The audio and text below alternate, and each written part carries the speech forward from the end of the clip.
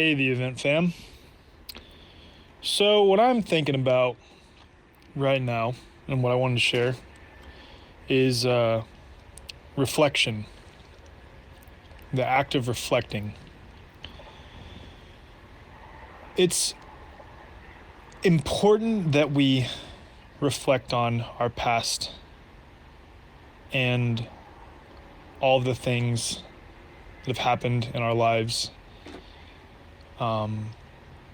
and what we can learn from them to take into the future and shape our current realities, right?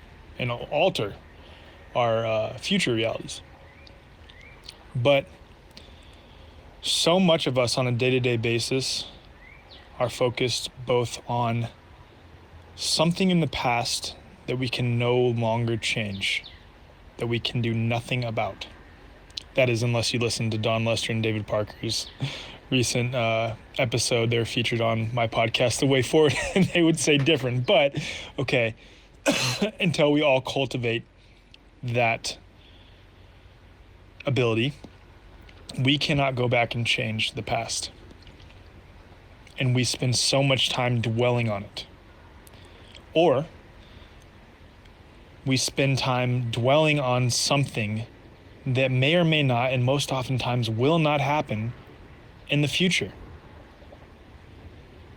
And because of our constant dwelling in the past, reflecting on the past, and being so afraid of some possible, again, sometimes improbable thing that could happen in the future, we are missing out on our capacity to create the reality that we do want in each present moment. And my God, that is so precious. So let's work on not shaming ourselves first off, but being present. We cannot change the past, no more dwelling on it. The future is what we make it, so let's not worry about the negative possibilities in the future. Let's focus on our creative capacity right now to build the future and the reality that we want. That's what I have to share. Love you guys.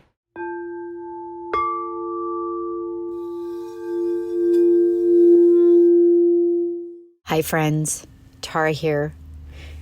I've been reflecting a lot on what it is to be a man or a woman on this planet. And I don't know about you, but we did not come with an owner's manual. There's many challenges, and which I always think challenges are opportunities, but we all will experience, many challenges in our lives, some that just feel unbearable. And I've been reflecting on this a lot as I work with some of my own team and clients, and just reflecting on my own life.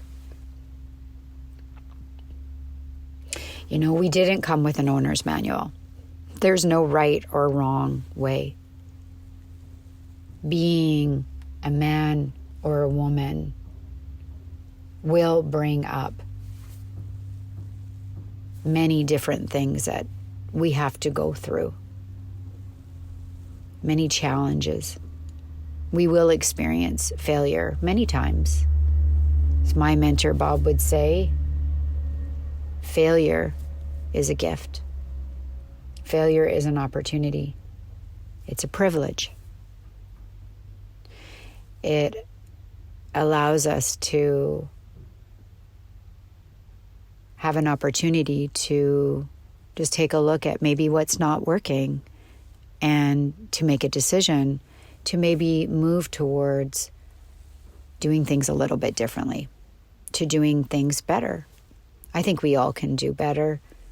One of my personal goals is, how can I do better today? If I were to live today over again, what would I do differently? What would I change? I think part of being a man and woman and not coming with an owner's manual, just like many things, right? We don't have an owner's manual on how to be a great parent, how to be a great partner, how to run a business, how to run a team. We don't have these owner manuals. However, one thing that really has helped me and I wanted to share with you is reflecting on, my personal values and agreements. And, there's a book, and I'm sure many of you have read it.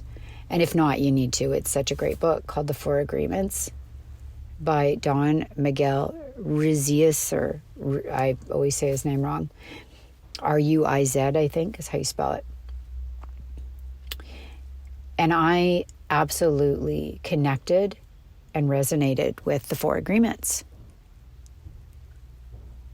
Because it was like, if I am to be integral, to be a person of value and service to this planet, I need to have some agreements that just keep me moving in the right direction, that keep me in check, because I am human and I am going to sometimes go in the wrong direction.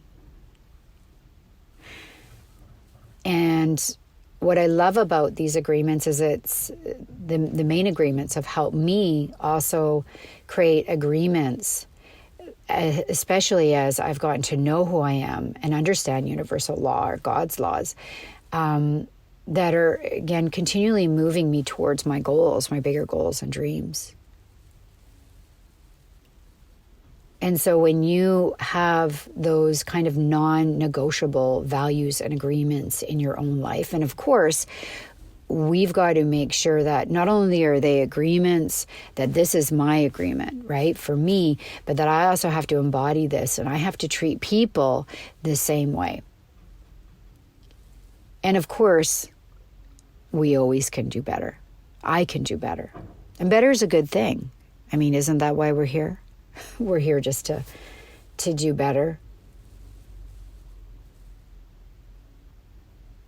Now, I just want to inspire you to think about what are your agreements, what are your values in living this life as a man or a woman. What are the agreements that, are important to you in being in relationship, in being a person of service, running your business, with your family? What are your personal agreements and values that are important to you? Now, I know for me that when I have these agreements written out and up somewhere where I can reflect on them, it just kind of sets a tone for my day and my life.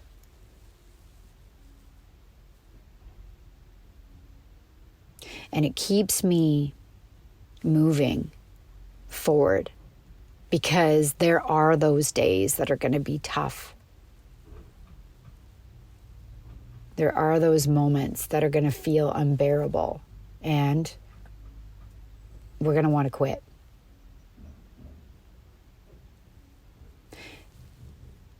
But quitting isn't an option.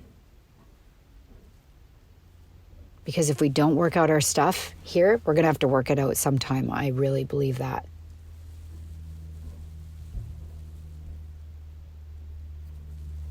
So I reflect every single day on, what do I want?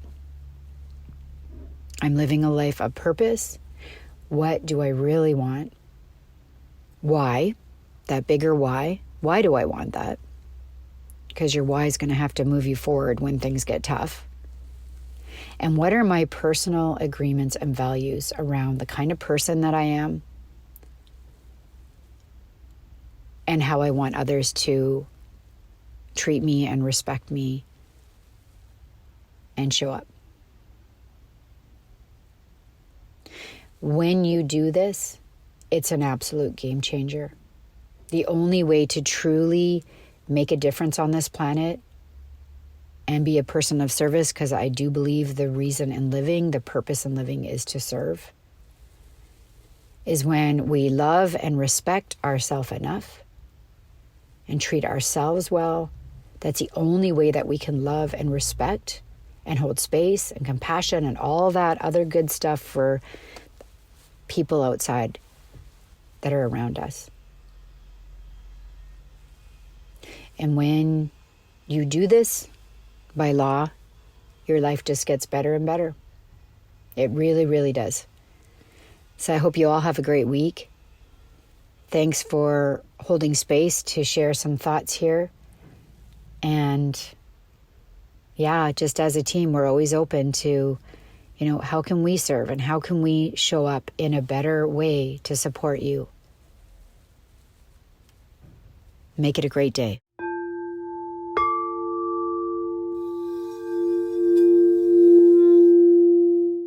Oh, hey friends, Dr. Devin here. I got 3 little things that I picked up this week that I would like to now share with all of you and send out into this time capsule in our journey together. Number 1, you don't have to carry it all alone. Number 2, it is not about how, it is about who. And number 3, the field. So number 1 comes with my sister inviting me to go to church with her family this week. And so we packed up our Vrana 7 and we went to Life Church with her family. And I love Life Church. I really do enjoy the services there, the community there. Our kids love going in there. And, I grew up Catholic. I've gone to, all different kinds of churches. I go where I feel God, and I do feel God in the Life Church's spaces. And I always start crying with the amazing music in the front. And so I knew it was going to be a good one. And the local pastor there, so they have the big screen message each week, but the local pastor there started out so strong, and he came out and he was reflecting on a trip to Menards. And, he's like, if you're like me, guys, and you go in and you don't want to use a cart, right? So we're talking Lowe's, Home Depot, if you don't have one of those there, the hardware store. He goes in for just a couple of things. Well, a couple of things turns into a lot. He ends up carrying all of these things, even a 2x4 in his arms. So his arms are loaded down. He's dropping things as he's walking through the aisle. He kind of giggled and said, ladies, this is your target, right? And I could think of, I don't know how many times when I've walked into a store and said, I'm just going in for a couple of things. And then my arms end up full, right? So I could totally, empathize with his story. He had me at hello with this one. And so he's talking about it, he's making it through, and his pride is just like, no, I got it. I can do this. I'm going to get all the way up to the front. And finally he comes up there, and this woman is, she just says, may I help you? And she lifts something off of the top that makes it a lot easier for him. And he was like, well, thank you. Gosh. And she put her hand on his shoulder and looked in his eyes and said, you don't have to carry it all alone. And I just started to cry because I could think of the weight that I feel on people's shoulders when I adjust them, or they say, gosh, doc, I just have all this neck pain. I have all this, upper back pain, and the way they'll grab their shoulder. I mean, anytime I tell somebody I'm a chiropractor, immediately they're like, oh, they grab their neck or their back and kind of do that. Like, I need adjusted. And we do, right? Because we physically and emotionally carry such a crazy weight, and we don't have to carry the weight alone. And often it's our own stubbornness or pride or habits or self-limiting beliefs or all of the above that tend to make us like that person walking through the store without the cart with their arms full, who is trying to carry it all alone and dropping things along the way instead of grabbing a cart or asking for help. And so if you're one of those people where that hits you like it hit me, I know so many people are feeling overwhelmed and isolated right now. We've been doing some quizzes and surveys. That's the word I'm looking for. Surveys in our practice of just asking physical health, mental health, emotional health, what's working in your life, what's not. And across the board, 80% of people said the number one struggle right now is stress and anxiety, depression, overwhelm, fatigue, right? Those were the 80%. Everybody was in that category. And I think largely the root cause of that lies in this thing that we just stack the weight on our shoulders when we don't have to do it alone. So had to share that one here. The other thing comes Ed Milet. I don't know if you're a fan of him. Self-development book he just dropped. I believe it's called The Art of One More. Anyway, he did a free one-day seminar last week, and a friend of mine sent me the YouTube link, and I happened to tune in for Dean, who Tara has referenced with his 7 layers of why. And Dean's message was, he drew a few circles. And so if you draw a dot, right, if we draw a dot of here I am, right, and then I draw a dot and here's where I want to go, and we draw a line between where I'm at and where I want to go, then that's the course, right? And then when you look at how far or how close you think that is, then you start to ask yourself what most people do, which is, how am I going to get there? How am I going to get from point A to point B? Which triggers overwhelm, right? Which immediately throws most people when you try to plot how many hows it's going to take. Like when I initially had an idea to launch a website, to create a place away from social media where I could connect with my practice members, where I could also host different virtual courses and do things, it's a massive process. When we talked about doing the event back in December and we wanted to gather all these speakers in 6 different categories with a team of 5 hosts that had never worked together before in a matter of 6 weeks, if we would have stuck on the question how, oh my gosh, it would have completely fallen apart. It never would have worked. So as Dean Graziosi, I think is how you say his name, what, as he says, is just flip a few letters there. Instead of asking, how do I get from where I'm at to where I want to go? Who do I need to help me get there? And instead of focusing on where you're weak, double down on where you're strong. And then in the areas where you're weak, ask for help. Kind of pegs off of our first lesson, right? So, not how do I get there? Who do I need, right? It's this teamwork mentality, which is such a beautiful gift here in the event. It's not about any one of us. As we've been putting together this website, the Shine Place, my team, I could not have ever done it by myself. There's no way. And I think, what took me so long from the first idea back in 2020 to do this website, and it took 2 years because I spent way too much of the time trying to do it by myself. Instead of, it's like, oh God, how do I do there? How do I get it? How do I go from here to there? Who do I need? Who do I need in my corner? And it might be a book, it might be a podcast, it might be a course, it might be hiring help, it might be, whatever it is, and getting resourceful, right? So 1, you don't have to carry it all alone, which ties into number 2 of not how, but who. And lastly, I want to talk about the field. So one of my absolute all-time favorite quotes that my mom just used to always say was, out beyond right doings and wrong doings, there's a field, and I'll meet you there. And I'm a country girl. I'm from Kansas, right? There's fields everywhere. So with that quote, I've quite literally, it's a Rumi quote, I've always envisioned a field, a literal wheat field or sunflower field, because they make me happy and it's what I know. And so out beyond right doings and wrong doings, there's a field. I'll meet you there. So I'm meditating last week and I get this I get this download. You ever get those flashes where in a moment you get this aha and you just burst into tears or get overwhelming goosebumps or giggles, or it's just this, oh my gosh, mind-blowing, simple aha that's just game-changing. So I'm sitting there meditating and that quote comes up because it was after the school shooting and I'm feeling all this, discord politically, and it's just this division. It's division and discord and fighting everywhere. Out beyond wrongdoings and right doings, there's a field. I'll meet you there. And in a moment, I was like, not a field, the field.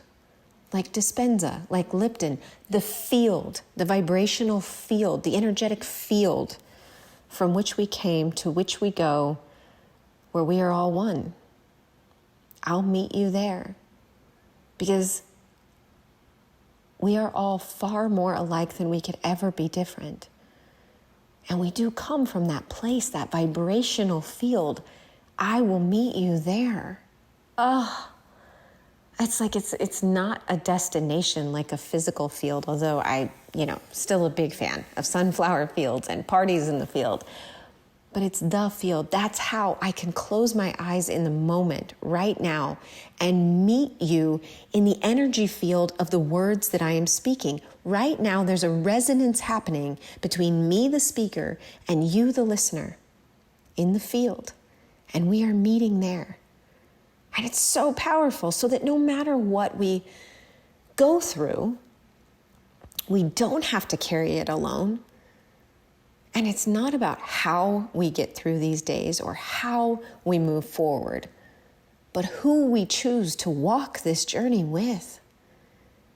And ways that we can stay tapped into those high vibrational fields where we can meet when things go crazy, when we are depressed and overwhelmed and stressed and anxious.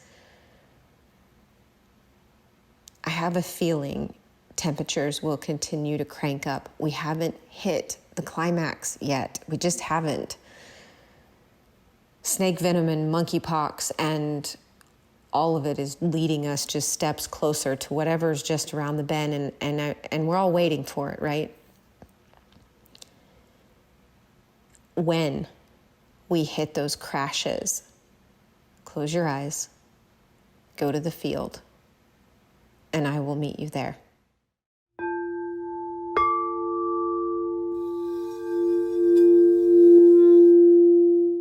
Good day, event family. I hope you all are doing well out there and navigating in this auspicious, crazy, challenging, insert your adjective time. And I'm just exploring right now an idea with you. And that is the universe, this universe or timeline, the one that we've been on, is closing down. And there's something fundamentally amiss with it. However, a more solid and glorious universe is available to us. It's right there in the wings, awaiting whenever we feel we're ready.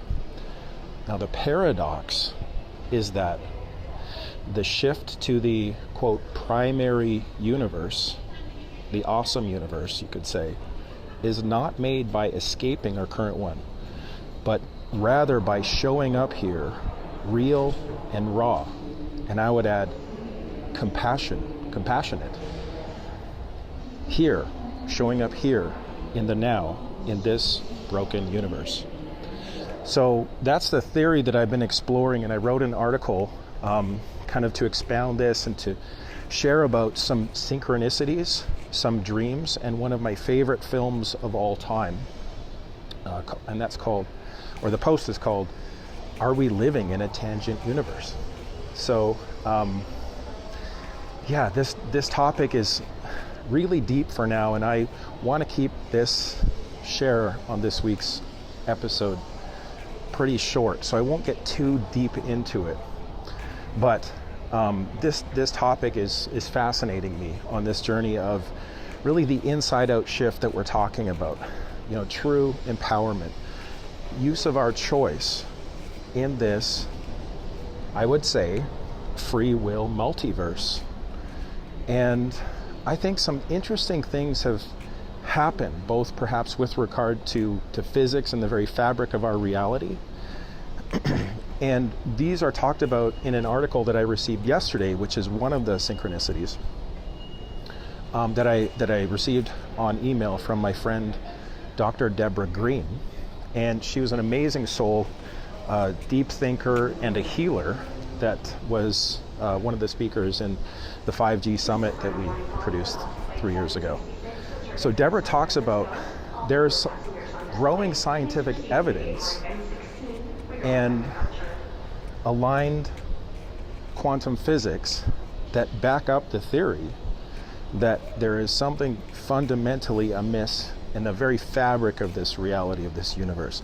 It's almost like we strayed from something happened perhaps, and we went away from the primary universe, and we're now in a tangential universe. Now, some of you are kind of probably nodding, doing the inward nod, and others are like, that's crazy. But this is intriguing to me, and I'll share a couple reasons why.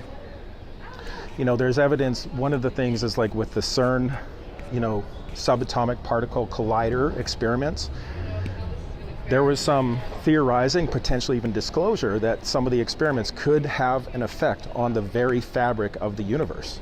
And that was, that's been talked about for many years now.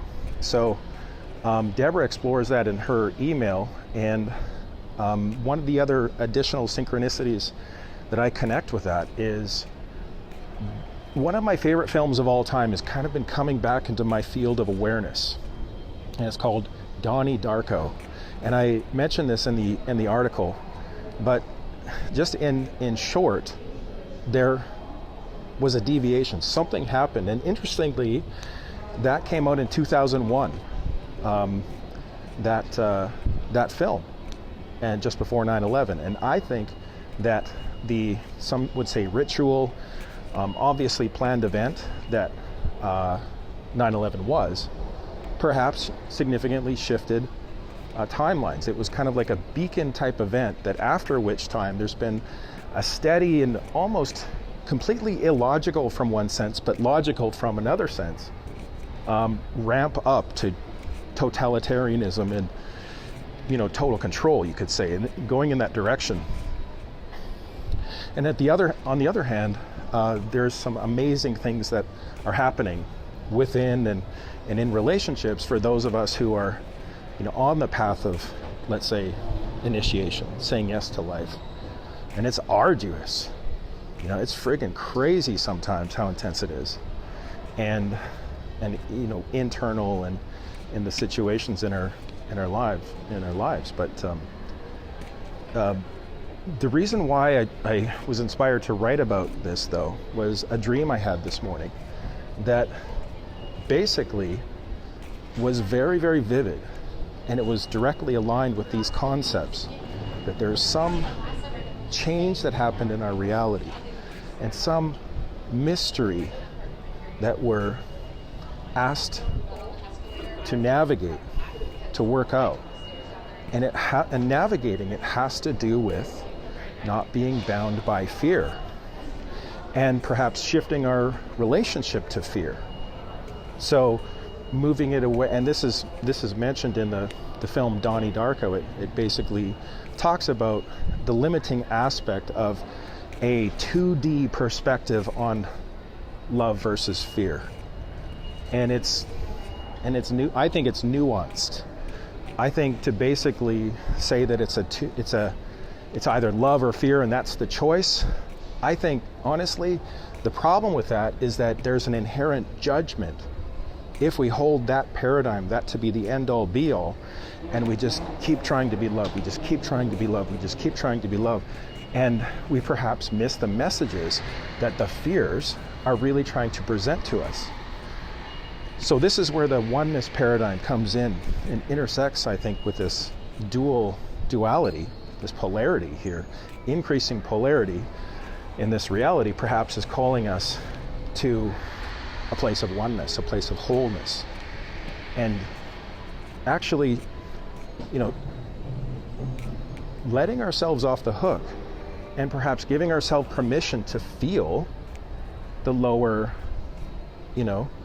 emotions, the lower vibrations, and with an understanding of not being complacent and saying, okay, well, that's where I live now, but rather with an understanding that, could it be okay that I'm feeling this right now?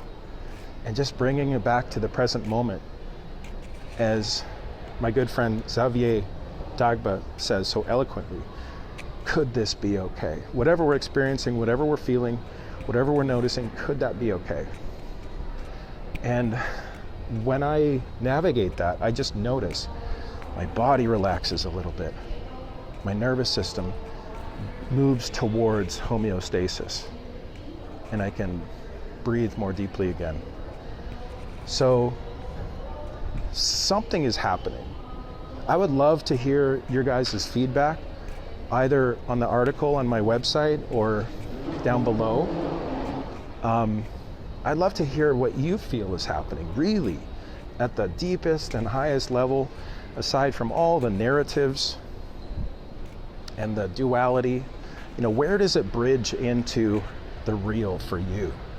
That's my question, and that's my invitation for you to consider, along with Xavier's sage wisdom.